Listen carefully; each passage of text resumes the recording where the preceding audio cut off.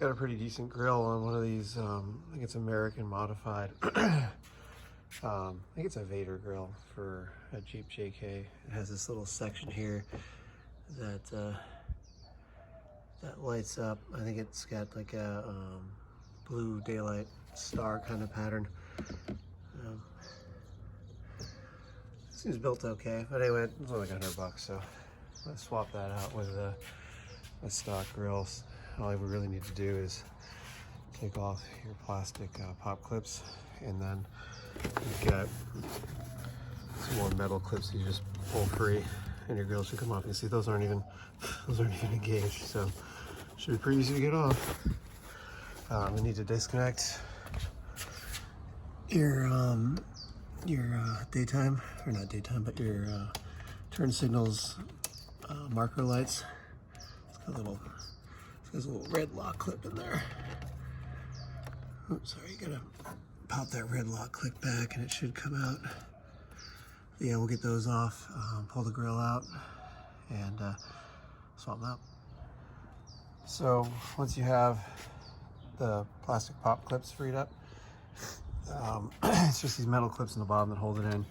You got one in each one of the turn signal cups, and then I think about 4 along the bottom.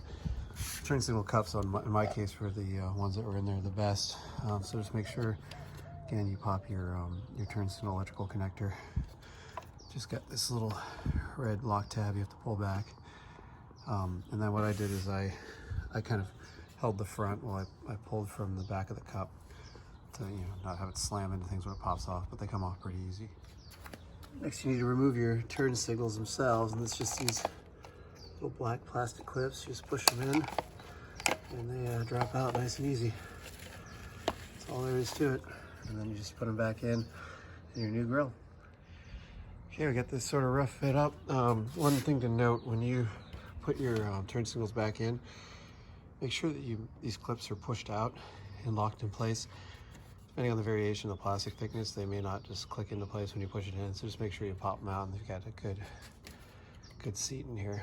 So now all we're gonna do is line up all the clips and put the pop clips back in. I've got the power line for that daytime running, hanging down. I gotta figure out exactly what I want to do with that.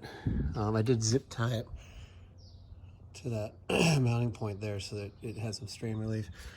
It looks like it comes off pretty clear.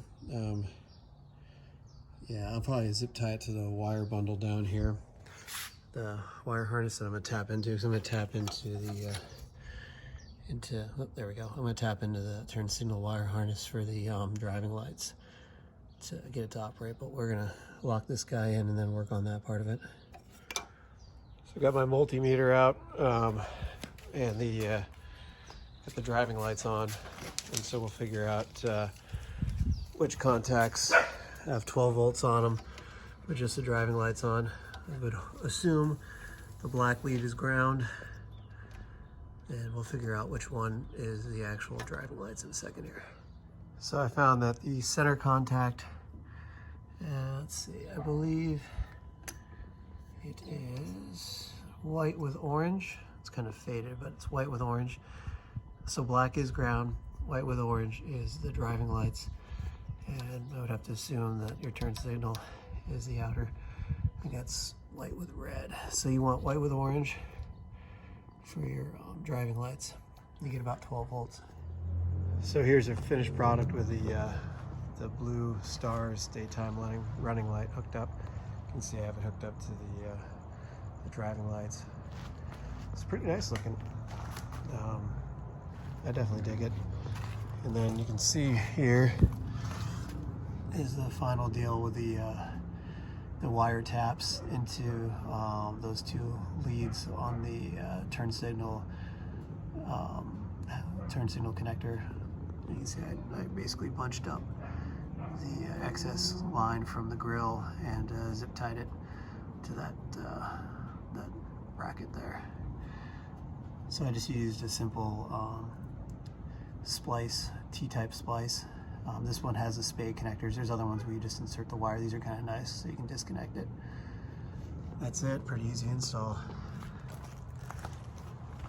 I think it adds a little bit of flair too.